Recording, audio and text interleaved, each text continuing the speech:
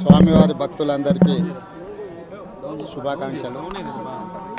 తెలంగాణ రాష్ట్ర ప్రభుత్వం ఏర్పడిన తర్వాత స్వామివారి దర్శనం చేసుకోవాలని ప్రయత్నం చేసిన ఎన్నికలు స్థానిక పరిపాలనలో కాస్త సమయం దొరకకపోవడం వల్ల ఈరోజు స్వామివారిని దర్శించుకున్నాం.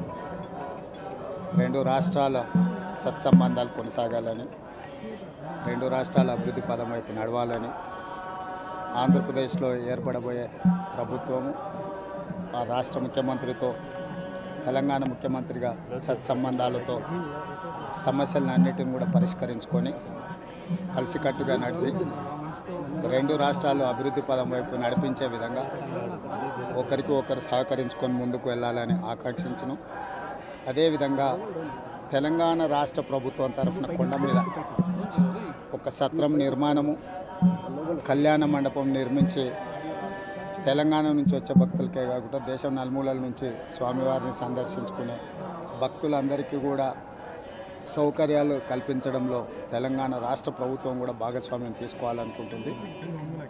ఈ ఫలితాల ప్రక్రియ ముగిసిన తర్వాత తప్పకుండా తెలంగాణ రాష్ట్ర ప్రభుత్వం తరఫున సత్ర నిర్మాణానికి అవకాశం ఉంటే కళ్యాణ మండపం నిర్మించి స్వామివారి సేవ కొనసాగించాలని రాష్ట్ర ప్రభుత్వం భావిస్తుంది.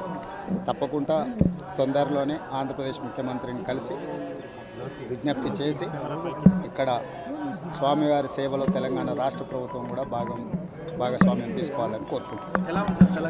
కొండ మీద రాజకీయాలు మాట్లాడకూడదు. తప్పకుండా మంచి వాతావరణం ఉంది, వాతావరణం కూడా అనుకూలించింది. గత సంవత్సరం కరువు వచ్చిన, తాగునీటి సమస్య ఉన్న సమస్యలను అధిగమించి మంచి ఋతుపవనాలు, మంచి కాలం అవుతున్నది.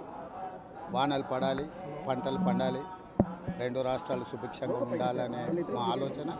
ప్రకృతి కూడా సహకరిస్తుంది. తప్పకుండా పాలకుల మనసులో ఎలాంటి స్వామివారు ఒక ఆలోచన కలిగించి తప్పకుండా ఆ ప్రాంత రైతులకు సహాయం చేసే విధంగా వానలు పడి పంటలు పండుతాయి. మా ప్రభుత్వ కార్యాచరణ కూడా ప్రధానంగా రైతాంగాన్ని ఆదుకొని దేశం యొక్క సంపదను పెంచాలనేది మా ఆలోచన. ఆ విధంగా ముందుకు సాగాలని